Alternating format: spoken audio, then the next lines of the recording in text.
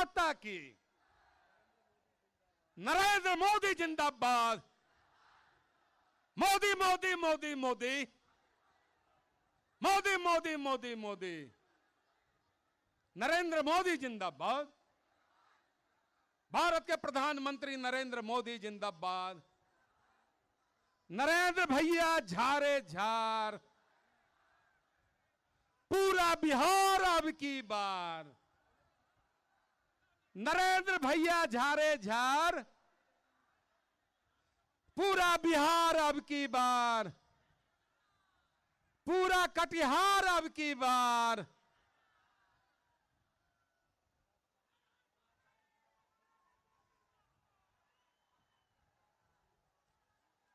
हमारे माननीय प्रधानमंत्री, लोकप्रिय प्रधानमंत्री आदरणीय नरेंद्र मोदी जी मंच पर पधार चुके हैं। एक बार जोरदार तालियों से इनका हम लोग स्वागत करें। नरेंद्र मोदी जिंदाबाद।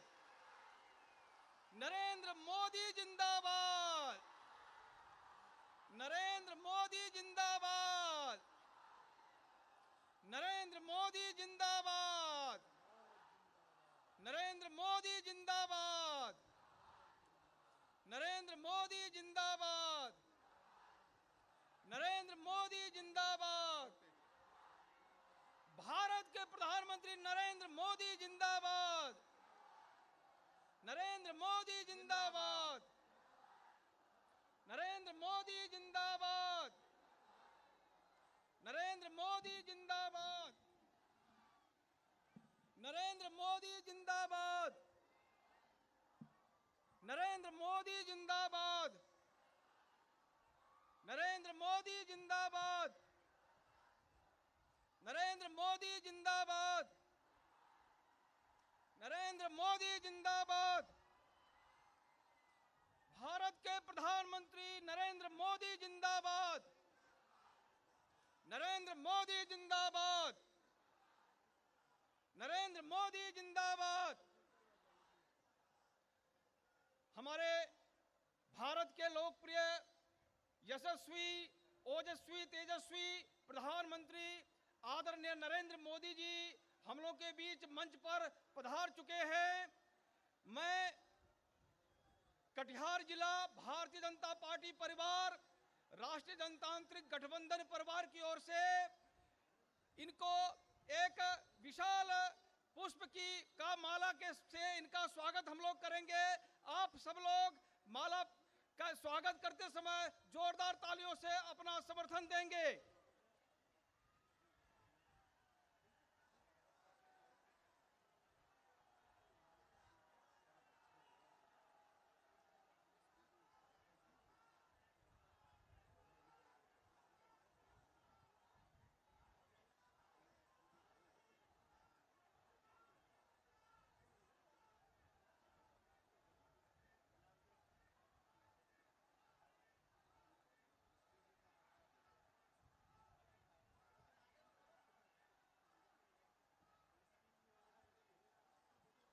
मैं कटिहार के पूर्व सांसद बड़े भाई निखिल कुमार चौधरी जी से आग्रह करता हूं कि वो आए और हमारे माननीय प्रधानमंत्री जी को शॉल अर्पण कर उनका हार्दिक अभिनंदन करें। भारतीय जनता पार्टी जिला अध्यक्ष के रूप में मैं भी आदरणीय प्रधानमंत्री जी को शॉल अर्पण कर उनका हार्दिक अभिनंदन करता हूं।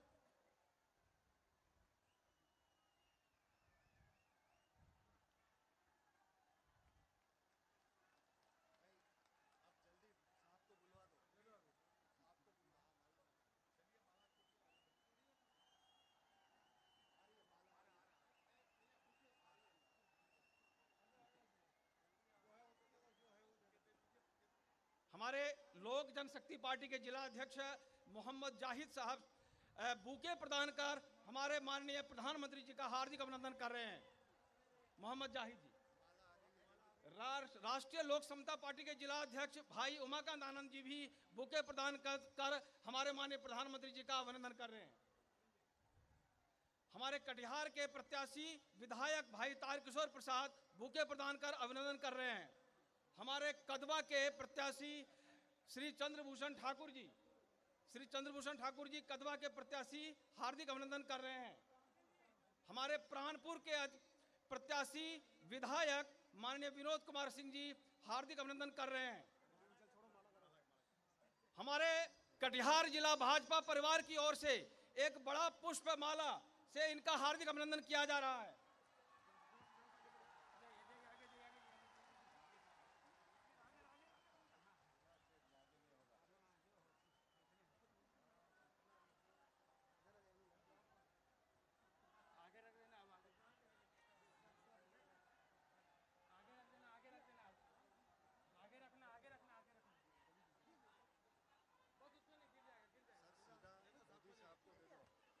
मनिहारी विधानसभा से लोक जनशक्ति पार्टी के उम्मीदवार भाई अनिल उरांव जी बूके प्रदान कर हमारे माननीय प्रधानमंत्री जी का हार्दिक अभिनंदन कर रहे हैं। बहनों और भाइयों, हम जिनके इंतजार में यहाँ पर लंबी प्रतीक्षा कर रहे थे, हमारे बीच में इस देश के भारत के माननीय प्रधानमंत्री आदरणीय नरेंद्र जी मोदी हमारे बीच में उपस्थित हैं। मैं उनसे आग्रह करता हूं कि आएँ और हम लोगों को अपना भाषण से, अपना विचार से हम लोग को लाभान्वित करें। माननीय प्रधानमंत्री जी।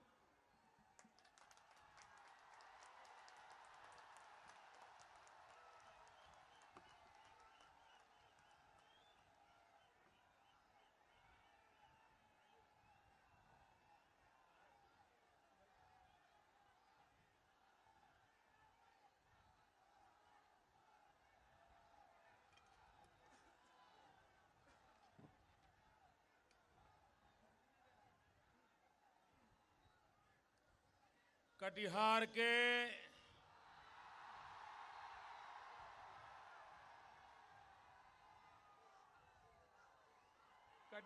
के ई पावन धरती के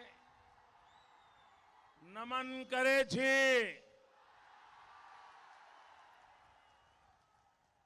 शीतला माई के ई पावन धरती पर आए के हम गौरवान्वित महसूस करे रहल छी।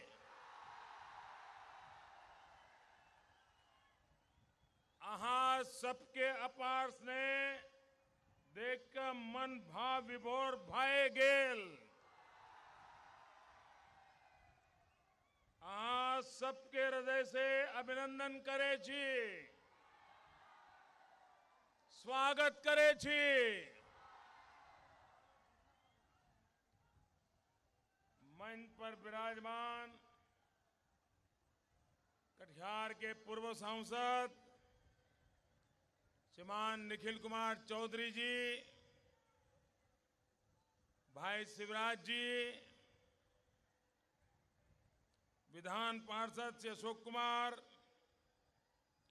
पूर्व विधान पार्षद श्री राजवंशी जी, रामचरित्र निषाद जी, बीडी राम, सत्येंद्र कुशवाहा, श्री अभयगिरी, श्री उमाकांत आनंद, श्रीमान जाहिद, सुनील प्रसाद वर्मा, सुरेश रुंगटा, राजेश परावारी, गौरव कुमार, डॉक्टर उदय शंकर प्रजापति, श्री विजय कुमार गुप्ता और इस चुनाव में एनडीए के उम्मीदवार जिनको आपका भरपूर आशीर्वाद मिला है, ऐसे कटिहार से भाजपा के उम्मीदवार श्री तारकिशोर प्रसाद जी, बरारी से भाजपा के उम्मीदवार विभाष चंद्र चौधरी जी, कोरडा से भाजपा के उम्मीदवार महेश पासवान जी, प्राणपुर से भाजपा के उम्मीदवार विनोद कुमार सिंह, कदवा से भाजपा के उम्मीदवार चंद्रभूषण ठाकुर जी, बलरामपुर से भाजपा के उम्मीदवार वरुण कुमार झा जी, मनिहार से लोक जनशक्ति पार्टी के उम्मीदवार श्री अनिल कुमार उरांव जी, मंच पर विराजमान सभी वरिष्ठ महानुभाव, और विशाल संख्या में पधारे हुए मेरे प्यारे भाइयों और बहनों,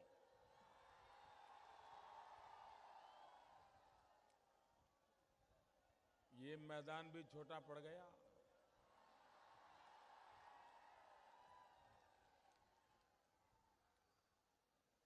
जो उधर है वो सलामत है ना? कोई तकलीफ नहीं होगी ना? देखिए, मेरा ध्यान वहीं रहेगा।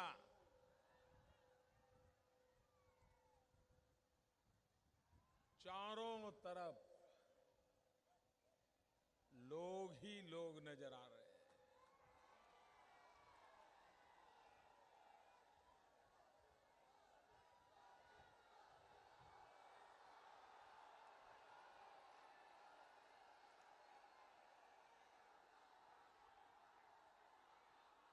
एक तो ऊपर से भयंकर गर्मी, उसमें मिली चुनाव की गर्मी, और आप मुझे बताया 2-2 घंटे से खड़े हैं। लेकिन मैं हैरान हूं, आपके चेहरे पर थकान क्यों नजर नहीं आ रही है?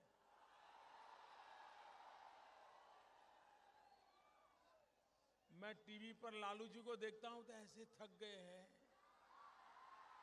नीतीश जी को देखता हूं तो ऐसे गुस्सा करते हैं।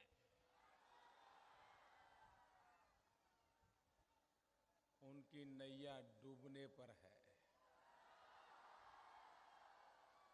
और आप इतना कष्ट झेलने के बाद भी चेहरे पर एक विश्वास है, विजय का आनंद है, एक गौरव नजर आ रहा है भाई।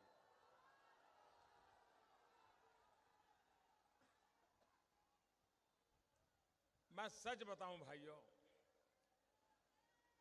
आपके घर अगर 5-50 लोग मिल जाएं, आप स्कूल के अंदर विद्यार्थी, आपके मित्र भी अगर 5-7 मिल जाए, तो आपको कितना आनंद आता है? आता है ना? आता है कि नहीं आता है? मुझे बिहार में लाखों लोगों के आशीर्वाद मिले, मुझे कितना आनंद आता होगा, बताइए कितना आनंद। ऐसी ताकत मिलती है मुझे आपसे, ऐसी ताकत मिलती है, लगता है दिन रात आपके लिए जुटा रहो, आपके लिए कुछ करता रहो।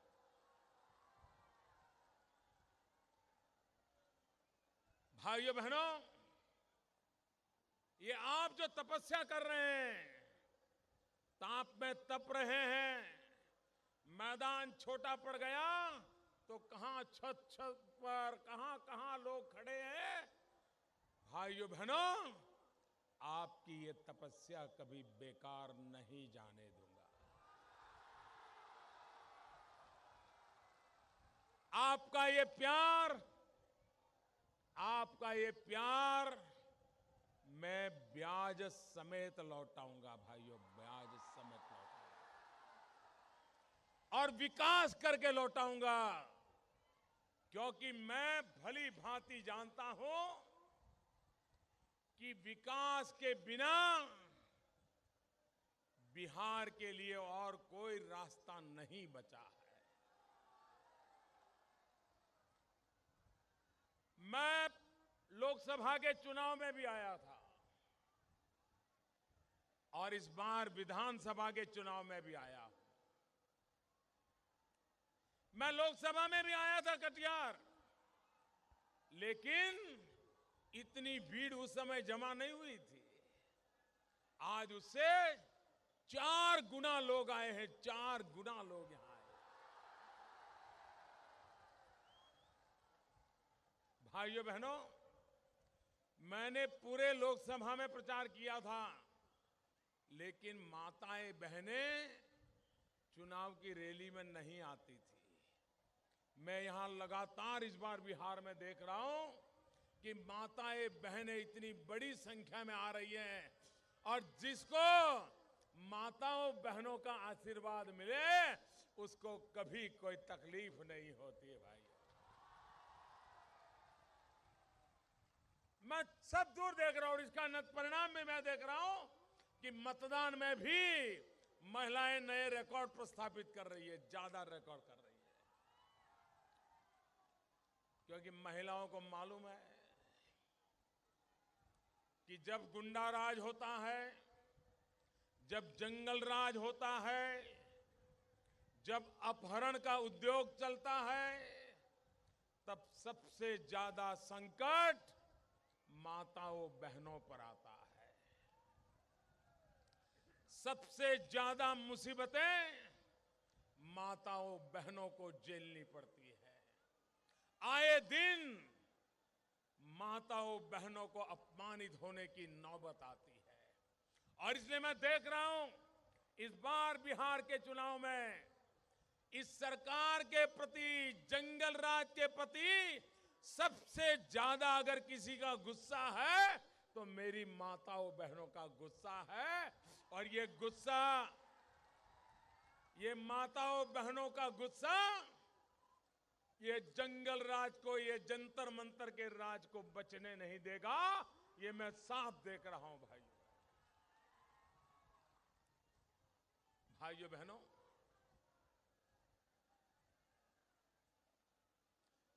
सरकार किसके लिए होनी चाहिए?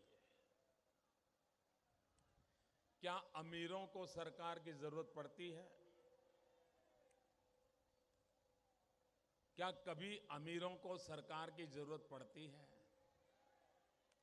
अमीर का बेटा बीमार हो जाए तो उसको सरकारी अस्पताल में जाना पड़ता है। अमीर का बेटा बीमार हो जाए तो सैकड़ों डॉक्टर कतार लगा करके खड़े हो जाते हैं, लेकिन गरीब का बेटा बीमार हो जाए तो सरकारी अस्पताल के सिवा बेचारा जाएगा कहां? और इसलिए सरकार गरीब के लिए होती है, सरकार गरीबों के लिए होनी चाहिए। जब मुझे लोकसभा के चुनाव के बाद एनडीए के लोगों ने मुझे अपने नेता के रूप में चुना, मेरे पहले भाषण में मैंने कहा था ये मेरी सरकार गरीबों को समर्पित है। मेरी सरकार जब तक रहेगी गरीबों के कल्याण के लिए काम करेगी। मैंने उसी दिन वादा किया था। और इसलिए भाइयों बहनों, सरकार गरीब के लिए होती है। अमीर को अगर पढ़ना है तो अच्छे से अच्छे टीचर उनके घर आकर के बच्चों को पढ़ा के जाते हैं, लेकिन अगर गरीब के बच्चे को पढ़ना है तो उसको सरकारी स्कूल में शिक्षक का इंतजार करना पड़ता है। और इसलिए भाइयों बहनों, सरकार गरीब के लिए होनी चाहिए। गरीब को अपने गांव से अगर पटना जाना है तो उसको बस का इंतजार करना पड़ता है। अमीर को जाना है तो हवाई जहाज तैयार रहता है, वो पहुंच जाता है। गरीब को सरकार की जरूरत होती है। और इसलिए भाइयों बहनों, हमने सरकार चलाने का काम गरीबों के लिए सरकार चले, गरीबों को गरीबी से लड़ाई लड़ने की ताकत दे, इसी मंत्र को लेकर के हम आगे चल रहे हैं। पिछले साल लोकसभा के चुनाव के पहले पटना के अंदर एक गांधी मैदान में महारैली को मैं संबोधित करने आया था। और जिस दिन मैं महारैली को संबोधित करने आया तो पटना में कुछ लोगों ने मेरा बम धमाकों से स्वागत करने का तय किया था। बम धमाके किए गए, निर्दोष लोगों को मौत के घाट उतार दिया गया। चारों तरफ चिंता का माहौल था, लेकिन हमने मंच पर से धीरज के साथ काम लिया, धैर्य बनाए रखने के लिए संदेश दिया। और एक तरफ धमाके चल रहे थे, निर्दोष लोग मौत के घाट उतारे जाते थे। ऐसे समय मैंने मंच पर से कहा था कि हम लोग तय करें कि हमें लड़ाई किसके साथ करनी है।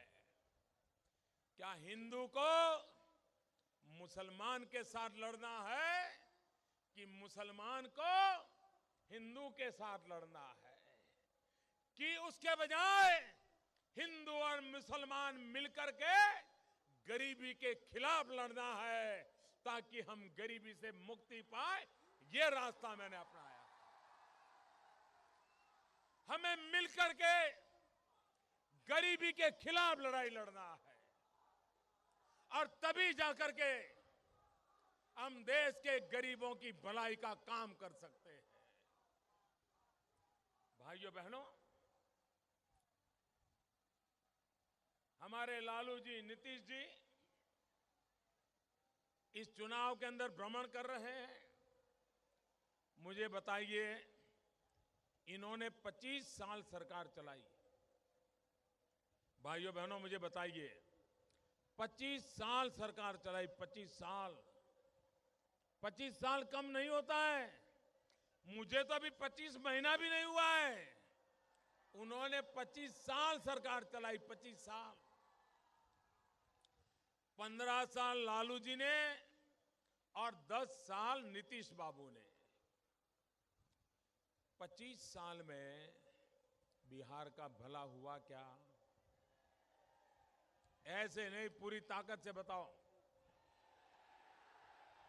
25 साल में बिहार का भला हुआ, बिहार के किसान का भला हुआ, बिहार के मजदूर का भला हुआ, बिहार के गांव का भला हुआ, बिहार के शहर का भला हुआ, बिहार के नौजवान का भला हुआ, बिहार की माताओं बहनों का भला हुआ, किसी का भला हुआ?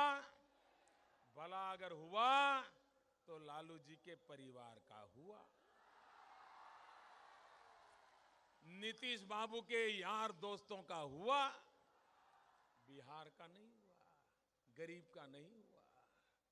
भाइयों बहनों, 25 साल सरकार चलाने के बाद कोई अगर वोट मांगने के लिए आए तो उसने अपने काम का हिसाब देना चाहिए कि नहीं देना चाहिए? मुझे सच्ची बताओ, काम का हिसाब देना चाहिए कि नहीं देना चाहिए? उन्होंने 25 साल में क्या काम किया वो कहना चाहिए कि नहीं कहना चाहिए? क्या काम किया, कैसे कैसे किया, किसके लिए किया, कब किया, क्यों किया, बताना चाहिए कि नहीं बताना चाहिए? बताना चाहिए कि नहीं बताना चाहिए? बताते हैं क्या? बताते हैं क्या? पूरा 60 दिन हो गए। 60 दिन। एक दिन में सैकड़ों बार कभी मोदी को ये गाली दो, कभी मोदी को वो गाली दो, कभी मोदी पे ये आरोप लगाओ, कभी मोदी पे यही कर रहे हैं। भाई, उन्होंने अपने काम का हिसाब देना चाहिए कि मोदी को गालियां देने से वोट मिलेगा? लालू जी, नीतीश बाबू, जरा कान खोल करके सुन लो।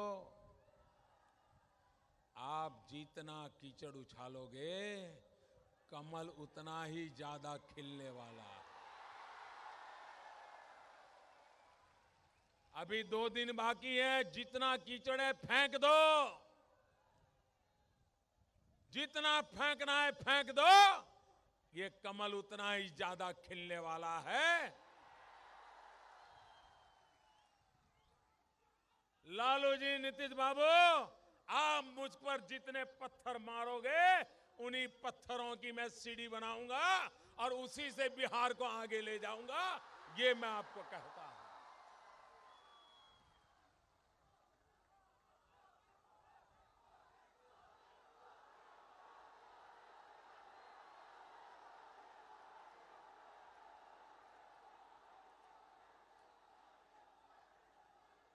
और ये मैडम सोनिया जी,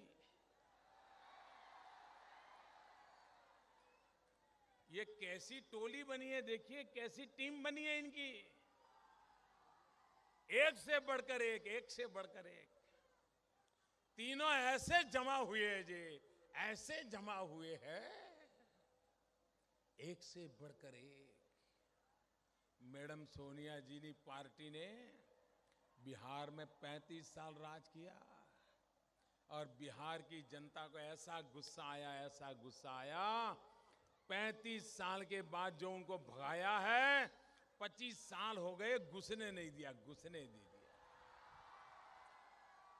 लालू जी को 15 साल के बाद ऐसा भगाया, 10 साल हो गए घुसने नहीं दिया लालू जी का। और हम नीतीश बाबू को ऐसे भगाएंगे कि सारी जिंदगी भर बिहार की जनता स्वीकार नहीं करेगी। ये बिहार है, ये बिहार है। एक बार किसी को बाहर कर दिया तो फिर उसको कभी गले नहीं लगाता है। ये बिहार है। और इसलिए भाइयों बहनों, इस बार बिहार की जनता ने ठान ली है, बिहार को बर्बाद करने वालों को सजा करने की ठान ली है।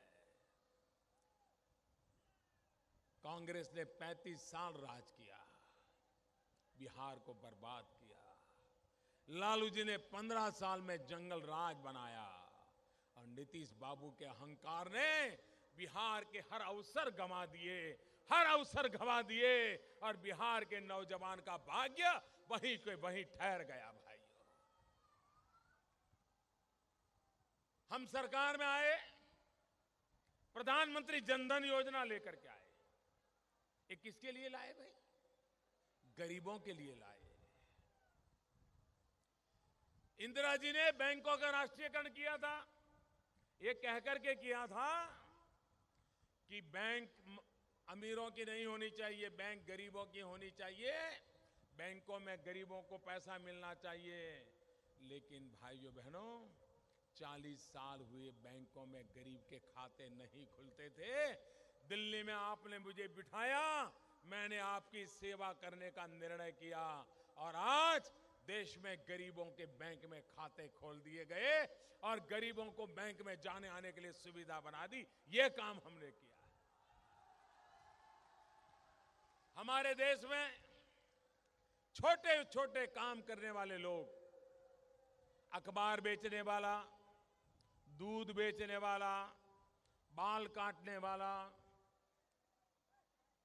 सब्जी बेचने वाला, बिस्किट बेचने वाला, ऐसे बेचारे छोटे छोटे व्यापार करने वाले लोग, उनको अगर रुपयों की जरूरत पड़े, 100 रुपया, 200 रुपया, 500 रुपया, 1000 रुपया, तो उनको कोई देता नहीं है। बैंक वाला तो घुसने ही नहीं देता है और साहूकार के पास जाना पड़ता है और साहूकार ऐसा ब्याज लेता है, ऐसा ब्याज लेता है, गरीब की चमड़ी उधेड़ लेता है, गरीब की चमड़ी उधेड़ लेता है। क्या गरीबों को मरने दिया जाएगा? क्या ये गरीबों की चमड़ी उधेड़ने दी जाएगी? भाइयों बहनों, हमने प्रधानमंत्री मुद्रा योजना लाई, प्रधानमंत्री मुद्रा योजना। और प्रधानमंत्री मुद्रा योजना के तहत कोई भी प्रकार की गारंटी नहीं, आपको कोई साक्षी की जरूरत नहीं, आपको कुछ गिरवी नहीं रखना है। बैंक की जिम्मेवारी बनेगी कि ऐसे गरीबों को अगर पैसों की जरूरत है, 50,000 रुपया तक उनको पैसा दिया जाएगा, बिना गारंटी दिया जाएगा, ताकि वो अपना व्यापार बढ़ा सके, अपना काम बढ़ा सके। अगर कपड़े बेचता है तो ज्यादा कपड़े ला करके लोगों को ज्यादा कपड़े बेच सकता है। अगर वो किराने की दुकान चलाता है तो ज्यादा किराना रख सकता है। अकेले बिहार में, आपको जानकर के खुशी होगी भाइयों, अकेले बिहार में पिछले 3 महीने में, ज्यादा समय नहीं, 3 महीने में 3.25 लाख ऐसे छोटे लोगों को 1,100 करोड़ रुपया उनको दे दिया गया है, उनके जेब में चला गया है। मुझे बताइए, सरकार गरीबों की है कि नहीं है? गरीब के लिए काम करती है कि नहीं करती है? पहले किसी ने सोचा था कि बिना कागज पट्टी, बिना गारंटी बिहार के 3-3.25 लाख लोगों के जेब में 1100 करोड़ रुपया उनकी जेब में पहुंच जाए, ये कभी किसी ने सोचा नहीं होगा भाई। हमने विकास के लिए 1,25,000 करोड़ रुपए का पैकेज दिया, 1,25,000 करोड़, और 40,000 करोड़ ऐसे ही कागज पर लिख के रखा था, कोई देता नहीं था।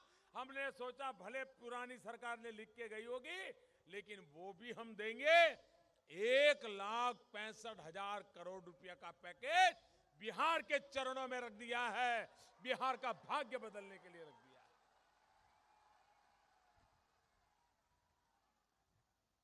मुझे बताइए, पूरे हिंदुस्तान में मैंने जब सरकार में आया तो मैंने हिसाब मांगा अफसरों से। मैंने कहा भाई बताओ कितने गांव ऐसे हैं कि जहां बिजली नहीं है। तो उनके हिसाब लगाया। 3-4 दिन के बाद मेरे पास आए, उन्होंने कहा साहब 18,000 गांव ऐसे हैं देश में जिसमें बिजली नहीं है, खंभा तक नहीं है, तार भी नहीं पहुंचा है। मैंने कहा जरा राज्यवार बताइए किस राज्य में कितने गांव बाकी हैं। भाइयों बहनों, इन्होंने 25 साल तक राज किया। मैडम सोनिया जी ने 35 साल राज किया, और तीनों ने मिलाकर के 60 साल बिहार में राज किया। लेकिन 21वीं सदी में आज भी बिहार में 4,000 गांव ऐसे हैं जहां बिजली का खंभा भी नहीं लगा है। पूरे हिंदुस्तान में 18,000, उसमें से अकेले बिहार में 4,000 गांव जहां बिजली का खंभा भी नहीं पहुंचा है। मुझे बताइए भाइयों बहनों, जिन्होंने आपकी ये दुर्दशा की है उनको सजा करनी चाहिए कि नहीं करनी चाहिए? सजा करनी चाहिए कि नहीं करनी चाहिए? 5 तारीख को सजा करोगे कि नहीं करोगे? ऐसी सजा करो, ऐसी सजा करो कि फिर से वो बिहार के लोगों के साथ ऐसी धोखाधड़ी न करे। भाइयों, पिछले चुनाव में नीतीश बाबू ने आपको वादा किया था कि मैं 2015 के पहले घर घर बिजली पहुंचाऊंगा, ऐसा कहा था। जरा जोर से बताइए, उन्होंने बिजली पहुंचाने का वादा किया था? बिजली पहुंचाने का वादा किया था? बिजली आई? बिजली आई भाई? अरे बिहार में तो बस में, रेल में कोई मिलते हैं या बिहार के बाहर कोई टेलीफोन पे बात करते हैं बेटे के साथ, तो क्या बात करते हैं? लोग कहते हैं यार वो तो पिछले हफ्ते आई थी, इस हफ्ते तो आई ही नहीं। कोई कहता है मंगल को आई थी, लेकिन आधे घंटे के लिए आई थी। यानी बिजली, कोई कहता है मंगल को आई थी बिजली, कोई कहता है हफ्ते में एक बार आई थी। भाइयों बहनों, ये बिहार की दशा इन लोगों ने की है। मैंने ठान ली है भाइयों, आपके आशीर्वाद चाहिए मुझे, माताएं बहनें मुझे आशीर्वाद चाहिए आपके। मैंने ठान ली है, मैं बिहार में घर घर बिजली पहुंचाना चाहता हूं। घर घर 24 घंटे बिजली पहुंचाना चाहता हूं। भाइयों, नीतीश बाबू ने तो कहा था कि अगर मैं बिजली नहीं पहुंचाता हूं तो मुझे वोट मांगने का अधिकार नहीं, इसलिए मैं वोट मांगने नहीं आऊंगा। लेकिन वोट मांगने के लिए आ गए कि नहीं आ गए? बिजली तो नहीं आई, लेकिन नीतीश बाबू आ गए। भाइयों बहनों, जिन्होंने आपके साथ धोखा किया है, जिन्होंने आपसे वादा तोड़ा है, उनसे नाता तोड़ने के लिए चुनाव है, उनसे नाता तोड़ने के लिए चुनाव है। भाइयों बहनों, हमें विकास की नई ऊंचाइयों को पार करना है। हम 1,25,000 करोड़ रुपया का पैकेज लिए हैं आपके लिए। इनके पास चुनाव के मुद्दे नहीं है, और इसलिए वो रोज आरोप लगाते रहते हैं और वे मुद्दा लेकर के क्या चले? आरक्षण। आरक्षण सरासर झूठा, सरासर झूठा। इस देश के किसी भी पॉलिटिकल पार्टी में बाबा साहब आंबेडकर ने जो आरक्षण दिया है उसको लेने की ताकत किसी पार्टी में नहीं है। कोई पार्टी ले नहीं सकती है भाइयों। ये झूठ क्यों बोला जा रहा है? और जब मैंने उन पर आरोप लगाया कि आप कैसा खेल खेलते थे, पार्लियामेंट में कैसा भाषण किया था, तो यहां के लोगों को तो पसीना छूट गया, लेकिन दिल्ली में जिनके आला कमान बैठे थे ना, उनको भी बुखार आ गया, उनको भी बुखार आ गया।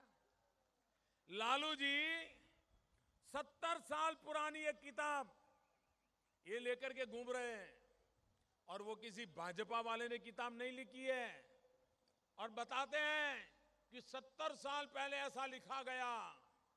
जब मैंने 10 साल पुराना भाषण बताया तो दिल्ली में जो उनके दरबारी लोग बैठे हैं वो सवाल पूछने लगे कि मोदी जी 10 साल पुराना भाषण क्यों निकाला, 10 साल पुराना भाषण क्यों निकाला? जब 70 साल पुरानी किताब निकाली तब तुम्हें याद नहीं आया था क्या? ये 2 तराजू लेकर के दरबारी लोग काम करेंगे क्या? इतना ही नहीं, मैं आज एक और आरोप लगाने जा रहा हूं। 23-24 जुलाई 2005, जिसको अखबार निकालने हैं देख लें, 23-24 जुलाई 2005 लालू जी और नीतीश बाबू एक दूसरे की आंख के सामने देखने को तैयार नहीं थे, एक दूसरे के सामने मुंह देखने को तैयार नहीं थे, एक दूसरे के सामने मुस्कुराने के लिए तैयार नहीं थे। 23-24 जुलाई 2005 ये दोनों नेता एक मंच पर आए, एक मंच पर आए, और उस मंच पर इन दोनों का भाषण है, दोनों का भाषण है, अखबारों में छपा हुआ है, और दोनों ने कहा है कि आरक्षण पर पुनर्विचार होना चाहिए, आरक्षण की समीक्षा होनी चाहिए, आरक्षण में बदलाव होना चाहिए। और बाबा साहब आंबेडकर ने, संविधान निर्माताओं ने, डॉक्टर राजेंद्र बाबू ने, पंडित जवाहरलाल नेहरू ने, सरदार वल्लभ भाई पटेल ने जिन बातों का विरोध किया था कि संप्रदाय के आधार पर आरक्षण नहीं होना चाहिए, इन लोगों ने 23-24 जुलाई 2005 एक मंच पर बैठ करके दोनों ने आरक्षण में बदलाव लाने की मांग की थी। और आज जब पकड़े गए हो तो तिल मिला रहे हो, आरोप लगा रहे हो, और सांप्रदायिकता का रंग ढोलने के हम पर झूठे आरोप लगा दो। अरे दिल्ली में बैठे तुम्हारे दरबारी तुम्हें कभी चुनाव नहीं जिता सकते, चुनाव ये जनता जनार्दन जिताने वाली है, ये जनता जनार्दन चुनाव जिताती है, ये जंतर मंतर वाले चुनाव नहीं जिता सकते। लोकतंत्र की ताकत होती है, मंत्र तंत्र की ताकत नहीं होती है भाइयों। वो जमाना चला गया। और इसलिए मेरे भाइयों बहनों, मेरा विकास का मंत्र बड़ा साफ है। आपके लिए, आप सबके लिए मेरा 3 सूत्री कार्यक्रम है। बताऊं? बताऊं भाइयों? याद रहेगा? पहला मेरा सूत्र है पढ़ाई, दूसरा कमाई, तीसरा दवाई। पढ़ाई, कमाई और दवाई। बिहार के गरीब से गरीब व्यक्ति को भी अच्छे से अच्छी शिक्षा मिलनी चाहिए। बताइए, मिलनी चाहिए? अच्छे से अच्छी शिक्षा मिलनी चाहिए।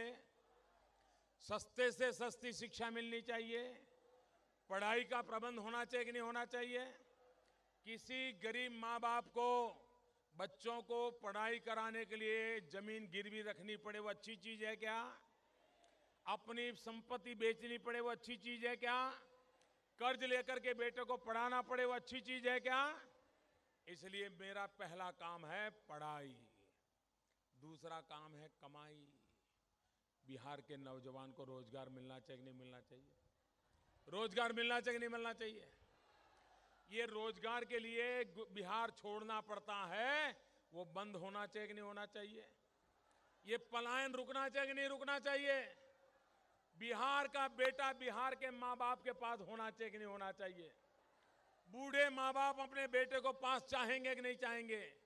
आज बूढ़े माँ बाप यहाँ बैठे हैं बेचारे, और ये बेटों को रोजी रोटी कमाने के लिए, पेट भरने के लिए कभी हिंदुस्तान के बाहर जाना पड़ता है, कभी दिल्ली मुंबई की झुग्गी झोपड़ी में जीने के मजबूर होना पड़ता है। उनको कमाई का प्रबंध यहाँ होना चाहिए कि नहीं होना चाहिए? रोजगार यहाँ मिलना चाहिए कि नहीं मिलना चाहिए? उसके लिए कारखाने लगने चाहिए कि नहीं लगने चाहिए? कारखानों के लिए बिजली आनी चाहिए कि नहीं आनी चाहिए? तो मेरा दूसरा कार्यक्रम है कमाई, और तीसरा मेरा कार्यक्रम है दवाई। बिहार के बुजुर्गों को दवाई मिलनी चाहिए कि नहीं मिलनी चाहिए? गरीब से गरीब बुजुर्ग को भी दवाई मिलनी चाहिए कि नहीं मिलनी चाहिए? डॉक्टर होना चाहिए कि नहीं होना चाहिए? दवाखाना होना चाहिए कि नहीं होना चाहिए? भाइयों बहनों, मेरा तीसरा कार्यक्रम है दवाई। और इसलिए आपका भाग्य बदलने के लिए पढ़ाई, कमाई और दवाई, और बिहार का भाग्य बदलने के लिए, बिहार राज्य का भाग्य बदलने के लिए मेरा आपसे कार्यक्रम है, वो कार्यक्रम है बिजली, पानी, सड़क। भाइयों बहनों, बिहार की दो ऐसी ताकत है जो बिहार के सरकार को समझ नहीं आई। बिहार की एक ताकत है बिहार का पानी, और दूसरी ताकत है बिहार की जवानी। बिहार का पानी और बिहार की जवानी, ये बिहार का भाग्य बदल देगी भाइयों, भाग्य बदल देगी। और इसलिए बिजली, पानी और सड़क, अगर किसान को पानी मिल गया तो वो मिट्टी में से सोना पैदा कर देगा भाइयों, सोना पैदा कर देगा। सड़कों का जाल होना चाहिए, अच्छी सड़कें होनी चाहिए। बिहार में टूरिज्म के विकास के लिए अपरंपार संभावनाएं। बुद्ध में विश्वास करेगा वो भी बिहार आएगा, जैन में विश्वास करेगा वो ही बिहार आएगा, पटना साहब को नमन करना है वो भी बिहार आएगा। कौन नहीं आएगा बिहार? लेकिन भाइयों बहनों, आज लोग नहीं आते हैं क्योंकि इन्होंने लोगों को आने के लिए जो वातावरण बनाना चाहिए वो बनाया नहीं है। और इसलिए भाइयों बहनों, मुझे विकास की नई ऊंचाइयों पर बिहार को ले जाना है, और इसके लिए मैं आपके आशीर्वाद मांगने आया हूं। और ऐसी भीड़, ऐसा जन सैलाब, यही तो साहब लोकतंत्र की ताकत है। और इसी लोकतंत्र की ताकत में आपके आशीर्वाद, ये मेरी शक्ति है।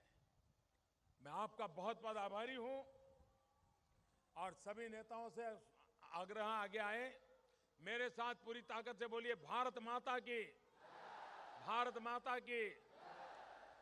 देखिए, पहले चरण में मतदान हुआ, दूसरे चरण ने उससे आगे निकल गया, दूसरे चरण से तीसरा चरण आगे निकल गया, और तीसरे चरण से आज मैंने सुना चौथा चरण तो बड़ा तेज गति से आगे बढ़ रहा है। अभूतपूर्व मतदान चल रहा है आज। पांचवा चरण इन सभी चरणों से आगे निकलेगा कि नहीं निकलेगा? पांचवा चरण ऐतिहासिक मतदान करेगा, आजादी के सारे रिकॉर्ड तोड़ देगा। आप एक काम करोगे? करोगे? करोगे? 5 तारीख तक यहां से एक एक व्यक्ति 10-10 परिवारों के साथ बैठ जाएं और 10 परिवारों का वोट पक्का कर ले। एक एक व्यक्ति 10 परिवारों का करोगे? दोनों मुट्ठी बंद करके बताओ करोगे? सबके सब बताओ करोगे? वाह, क्या समर्थन है आपका। 5 तारीख को भारी मतदान हो। बहुत बहुत शुभकामनाएं, बहुत बहुत धन्यवाद। भारत माता की, भारत माता की, बहुत बहुत धन्यवाद।